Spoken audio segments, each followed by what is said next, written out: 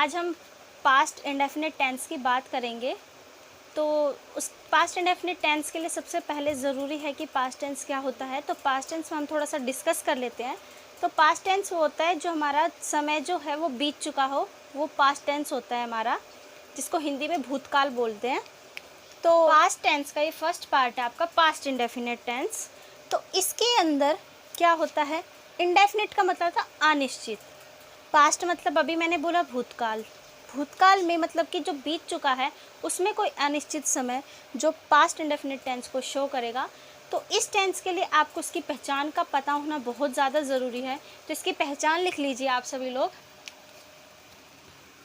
पहचान है आपकी ताथा, तीथी, तेथे,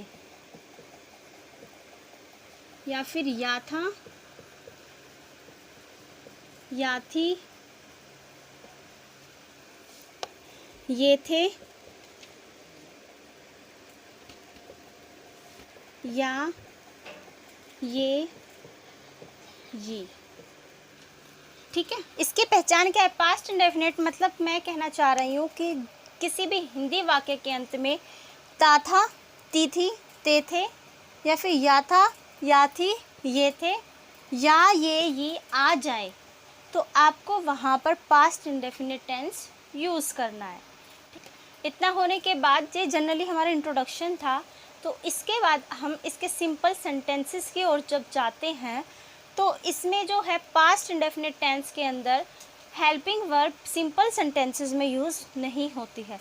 it is similar to present indefinite, क्योंकि प्रेजेंट इंडेफिनिट टेंस में भी हमारा सिंपल सेंटेंसेस में आप कभी भी हेल्पिंग वर्ब यूज़ नहीं करते हो। तो ऐसे ही पास्ट इंडेफिनिट टेंस के अंदर भी हेल्पिंग वर्ब का यूज़ नहीं करेंगे, किसमें, सिंपल सेंटेंसेस में।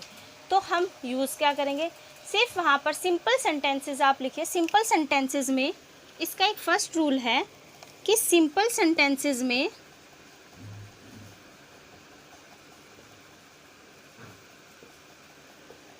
हेल्पिंग वर्ब का यूज़ नहीं होता, सिर्फ मेन वर्ब की सेकंड फॉर्म लगती है। अभी बोला मैंने पास्ट इंडेफिनिट टेंस में सिर्फ एक पॉइंट है आपका जो आपको क्लियर करना बहुत ज़्यादा ज़रूरी है।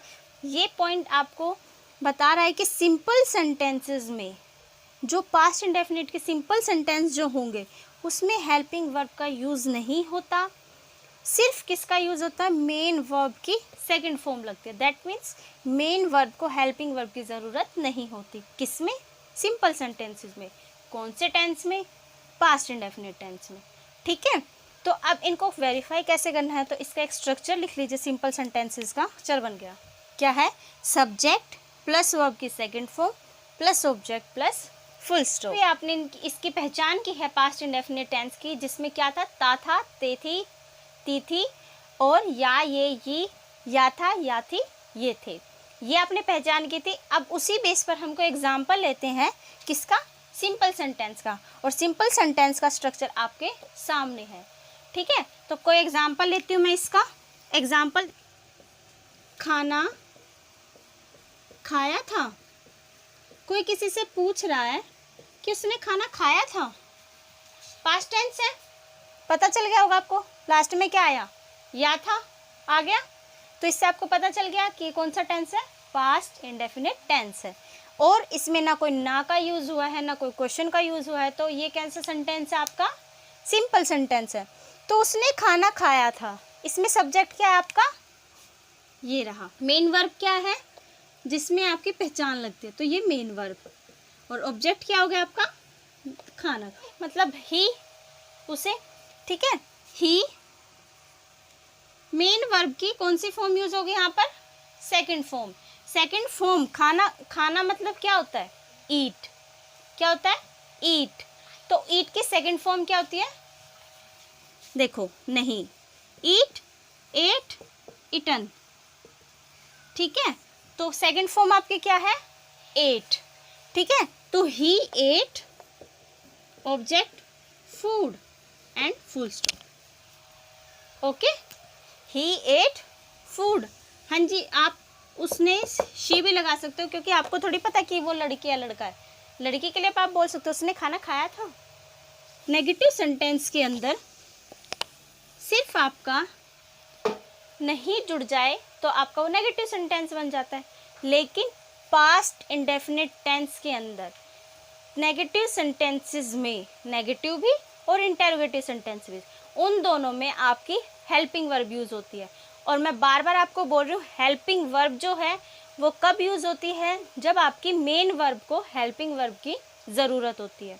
समझे मैं क्या बोल रही हूँ? मेन वर्ब को जब हेल्पिंग वर्ब की ज़रूरत होती है तब आपकी हेल्पिंग वर्ब का यूज़ होता है।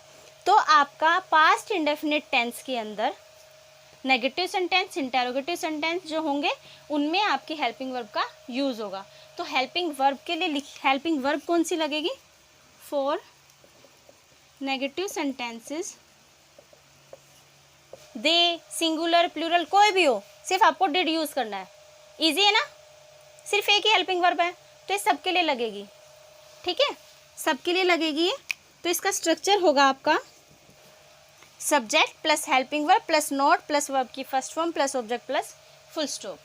ठीक है, अब करते हैं कोई एग्जाम्पल। एग्जाम्पल है आपका, राम ने तुम्हें पुस्तक नहीं दी थी। यहाँ पर सब्जेक्ट क्या है आपका? राम। ठीक है, आपका सब्जेक्ट क्या है? राम। राम के अकॉर्डिंग हेल्पिंग वर्ब एक ही है तो क्या लगेगी? Did, not. अब वर्ब ढूंढिए। Verb, main verb. Main verb क्या है? दी थी, मतलब देना। और देना की इंग्लिश क्या होती है? गिव। गिव की फर्स्ट फॉर्म लगानी है। तो राम डिड नॉट गिव, किसको नहीं दी? राम ने किसको बुक नहीं दी? तुम्हें। तुम्हें की इंग्लिश यू। क्या नहीं दिया? बुक।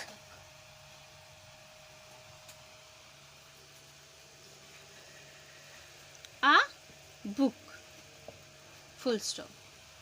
ठीक है, Ram did not give you a book.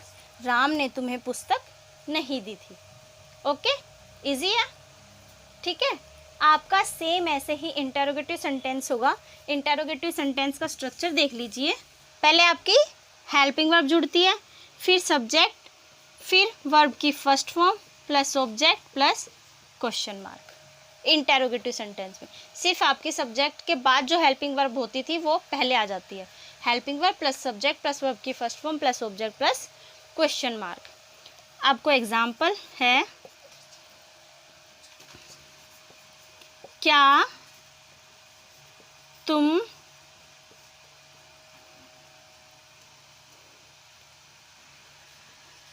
पढ़ते थे? कोई किसी से पूछ रहा है कि क्या तुम पढ़ते थे? पढ़ते थे, थे आया है तो पास्ट इंडेफिनिट टेंस है। क्या पहले लग गया तो इंटेरोगेटिव सेंटेंस है। तो अब इसको सोल्व करते हैं। स्ट्रक्चर आपके ऊपर है। आपका हेल्पिंग वर्ब क्या है? सिर्फ एक ही है, वो कौन सी है? डिड।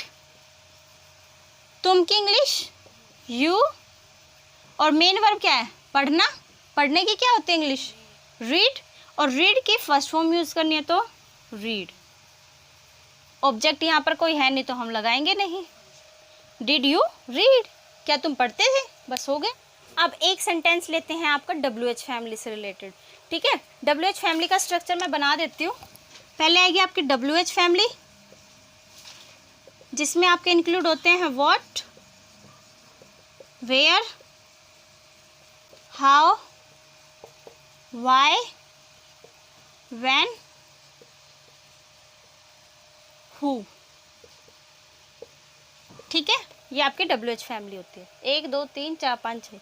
ठीक है, WH family plus helping verb plus subject plus verb की first form plus object plus question mark. It is similar to interrogative sentence. Interrogative sentence में आप WH फैमिली को ऐड कर दोगे तो वो WH फैमिली से रिलेटेड बन जाएगा। और मैंने आपको पहले भी बताया था, अब फिर से बता रही हूँ, WH फैमिली का यूज़ कब होता है?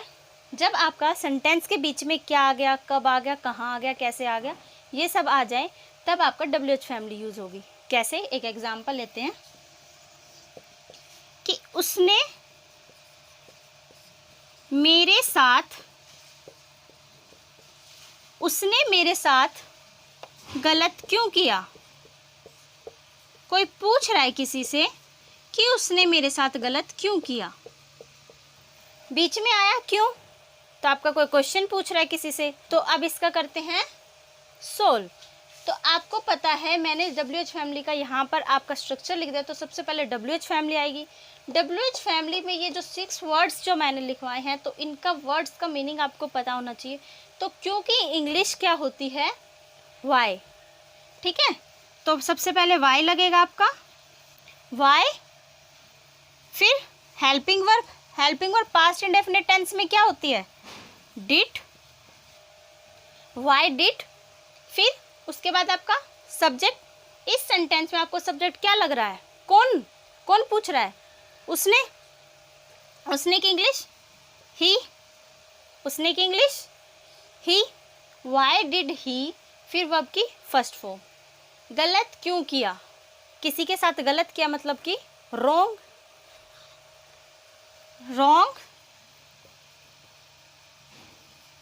हो गया। प्लस ऑब्जेक्ट क्या आपका, मेरे साथ, किसके साथ क्या है, मेरे साथ, तो with me, question mark. Why did he wrong with me. तो प्लीज़ हमारे वीडियो को लाइक कीजिए, और अगर आपने हमारे चैनल को सब्सक्राइब नहीं किया हो तो प्लीज़ सब्सक्राइब कीजिए, क्योंकि हमें आपके सपोर्ट की बहुत ज़रूरत है।